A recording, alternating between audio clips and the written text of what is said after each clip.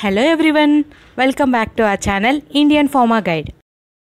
Previous video we discussed about a basic introduction of pharmaceutical aerosols. In this part 2 we will discuss about one of the component in aerosol preparation, that is propellants. Some of the components that are occur in aerosol package, they are propellant, container, valve, actuator and product concentrate. Propellants. Propellant is a material that is used to move an object, and that material is usually expelled by a gas pressure through a nozzle. This pressure may be from a compressed gas or a gas produced by a chemical reaction, and that exhaust material may be a gas, liquid or plasma, or before the chemical reaction it is a solid, liquid or gel. Various types of propellants that are used in the preparation of aerosols, they are fluorinated hydrocarbons such as for oral and inhalation, trichloromonofluoromethane, that is propellant 11, and dichlorofluoromethane, propellant 12, and dichlorotetrafluoromethane, propellant 114. For topical preparations, hydrocarbons and compressed gases. For hydrocarbons, propane, butane and isobutane. For compressed gases, nitrogen, carbon dioxide and nitrous oxide.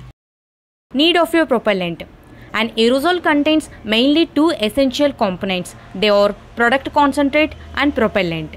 That product concentrate may be in the form of a liquid, emulsion or suspension. And propellant can be a liquefied gas or even a compressed gas. Classification of propellants. Propellants may be classified as liquefied gases and compressed gases. Liquefied propellants. These liquefied propellants are gases that exist as liquids under the pressure. Because aerosol under the pressure, propellant exists mainly as a liquid, but it will also be in the headspace as a gas. The product is exist from the valve.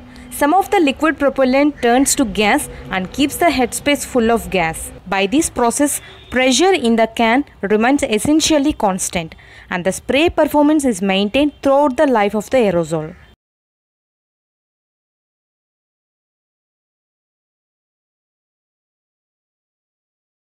Chlorofluorocarbons, hydrocarbons, hydrofluorocarbons and hydrochlorofluorocarbons. These are examples of propellants. Chlorofluorocarbons. Chlorofluorocarbons are used for oral and inhalation aerosols. Advantages of chlorofluorocarbons: chemical inertness, non-flammability, lack of toxicity and lack of explosiveness. Disadvantages of chlorofluorocarbons: these chlorofluorocarbons are high in cost and it depletes the ozone layer. Examples of chlorofluorocarbons: propellant 12, that is dichloro-difluoromethane, propellant 21, dichlorofluoromethane, propellant 114, that is 1,2-dichloro-1122-tetrafluoroethane. Hydrocarbons. These hydrocarbons can be used for water-based aerosols and for topical use. Advantages of hydrocarbons. Hydrocarbons are inexpensive one. Stability and purity is good. It's have a wide range of vapor pressure. Hydrocarbons are low toxic in nature. These are the excellent solvents and it does not cause ozone depletion than compared to chlorofluorocarbons. Disadvantages of hydrocarbons. Hydrocarbons are flammable and it produces unknown toxicity. Examples of hydrocarbons: propane, butane and isobutane. Hydrofluorocarbons and hydrochlorofluorocarbons. These compounds break down in the atmosphere at faster rate than chlorofluorocarbons, and it lowers the ozone depletion effect. Low inhalation toxicity, high chemical stability, high purity and not ozone depleting. These are the advantages of hydrofluorocarbons and hydrochlorofluorocarbons. Disadvantages: it's a high in cost and poor solvents. Difluoroethane, chlorodifluoromethane, chlorodifluoroethane. These are the examples of hydrofluorocarbons and hydrochlorofluorocarbons. And these examples of propellants are used not only for theory part but also it is used for MCQs, that is multiple choice questions. Second class of propellant, compressed gases. These compressed gas propellants occupy the headspace that is present above the liquid in the can. When the aerosol valve is opened, the gas pushes the liquid out of the can, and that particular amount of the gas in the headspace remains the same, but it has more space, and as a result, the pressure will drop during the life of the can. And spray performance is completely depend on how it is maintained, however by careful choice of the aerosol valve and actuator. Compressed gas propellants are used when the aqueous phase need not be miscible with propellant and do not have chilling effect for topical preparations. Advantages of compressed gas propellants. These are inexpensive, non-flammable and no environmental problems. Disadvantages.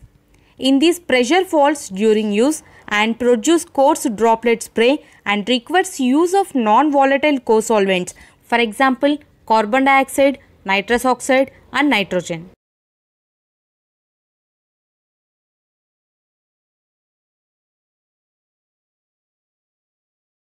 Typical propellants. In this liquefied petroleum gas. These liquefied petroleum gas consist of high purity hydrocarbons that is derived directly from oil wells and as by byproducts from the petroleum industry. It consists of a mixture of propane, butane and isobutane.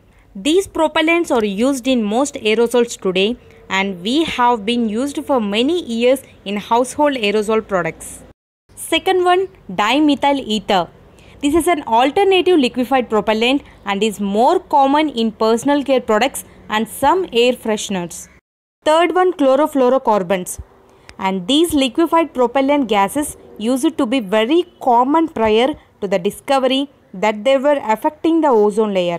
These chlorofluorocarbons are mainly used in the treatment of asthma. Fourth one, non-soluble compressed gases. For example, compressed air and nitrogen. And these are sometimes seen in consumer products and are an environmental alternative to liquefied petroleum gas. Final one, soluble compressed gases. For example, carbon dioxide. And this is another alternate to liquefied petroleum gas but has limited use, mainly with alcoholic systems such as air treatment products, deodorants and personal care products. And that's all about complete view of propellants in pharmaceutical aerosols. We will discuss about a formulation of pharmaceutical aerosols, manufacturing of pharmaceutical aerosols and quality control tests for pharmaceutical aerosols in our next lecture.